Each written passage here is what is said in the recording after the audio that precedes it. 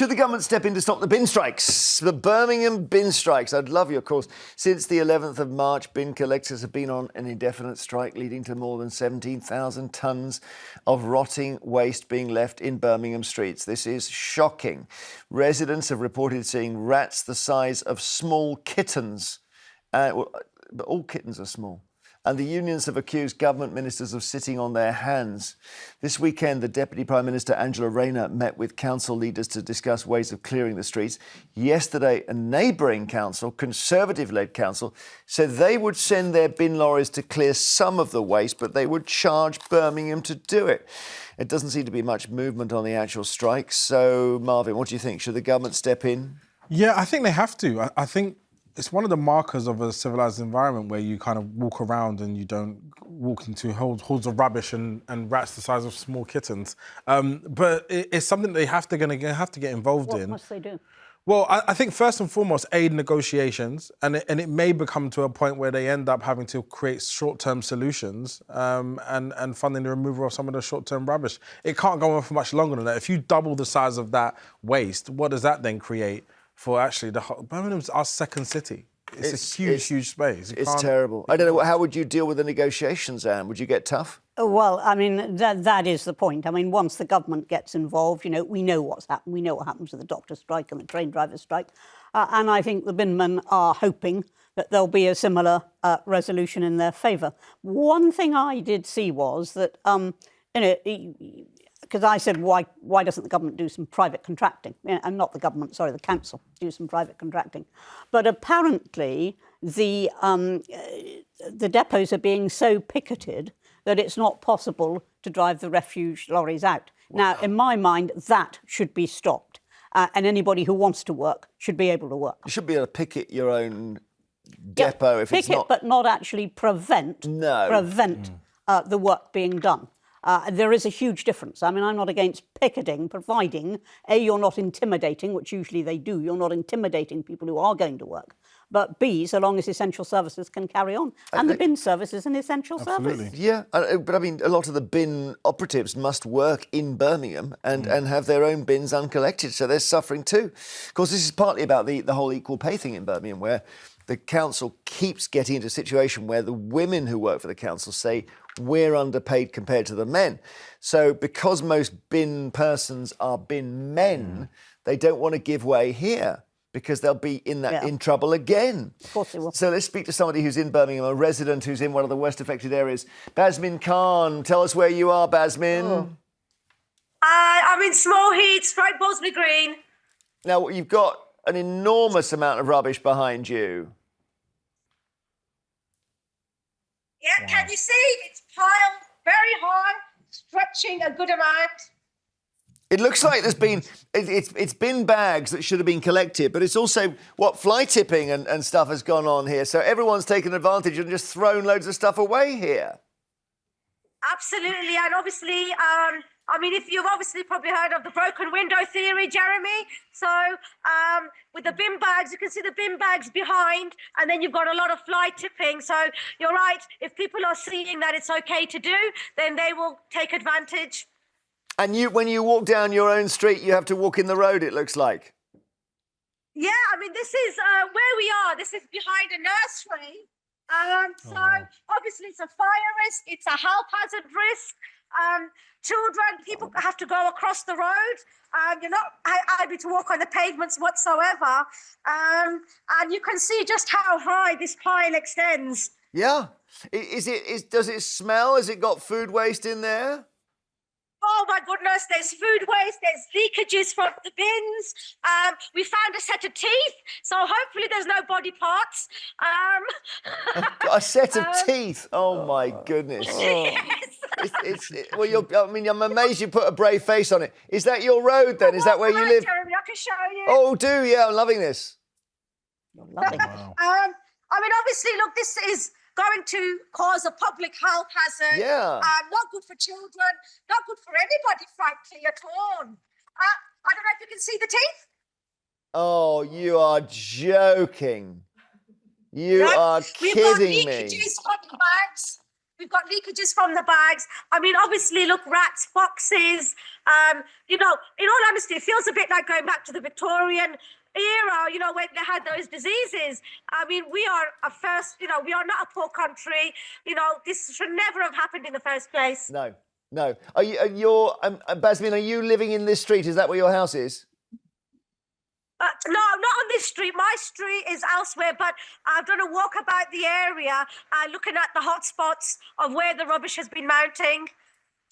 Yeah, well, listen, when I said I was loving it, I didn't mean I was enjoying watching it. I was just gobsmacked by what you brought us here today.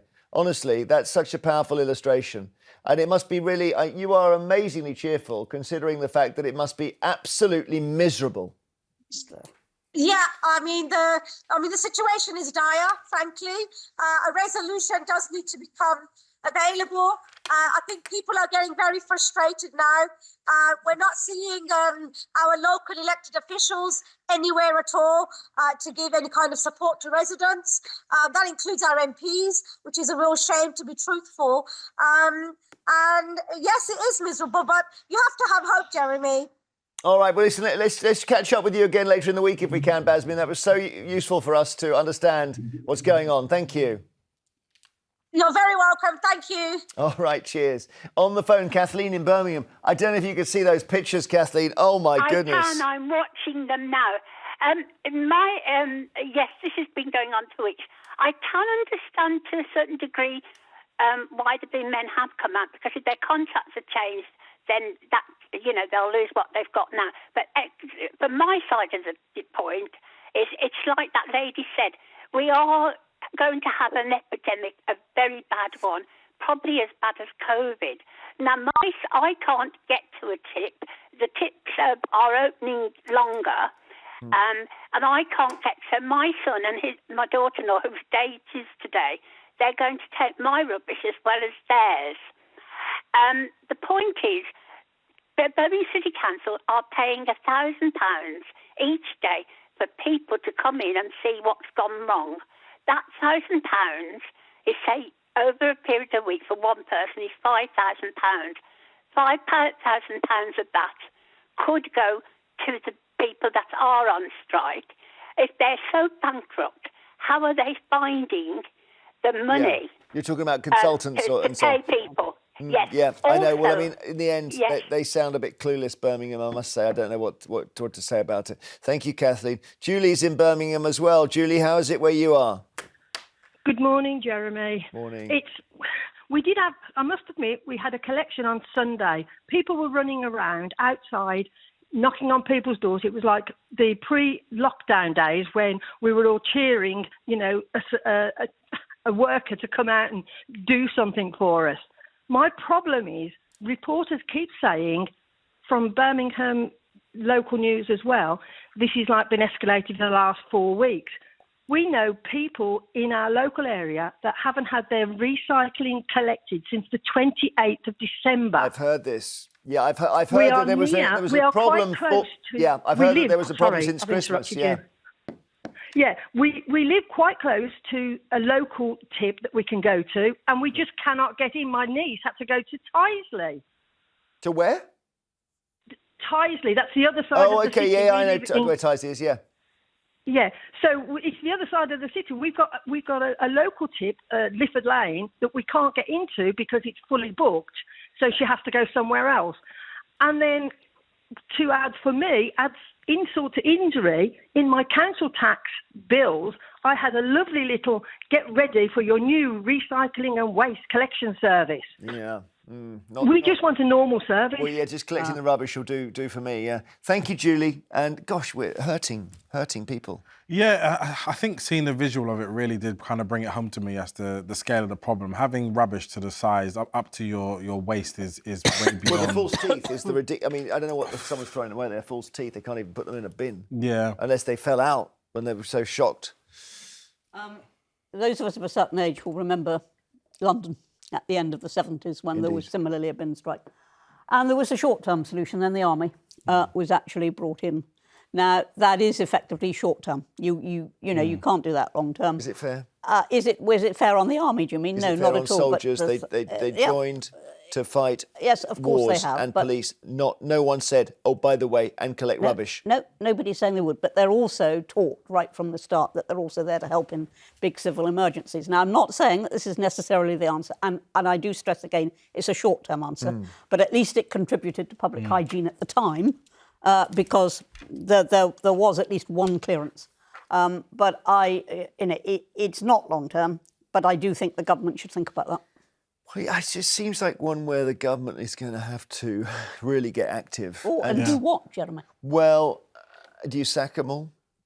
Well, you could do that. Do That what would have to be Ronald the Reagan did. council. That would have to be the council Hate to doing say it. it, but, you know, Ronald Reagan did it in 1980 to the air traffic controllers. They went on strike. He fired all of them and replaced all of them. Yeah.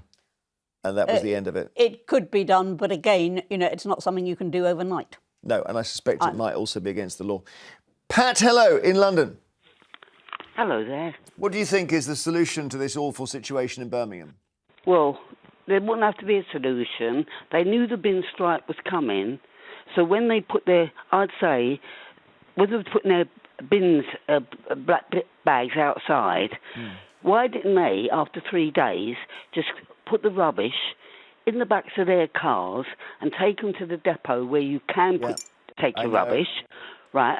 But the thing is, if it wasn't open, leave it outside.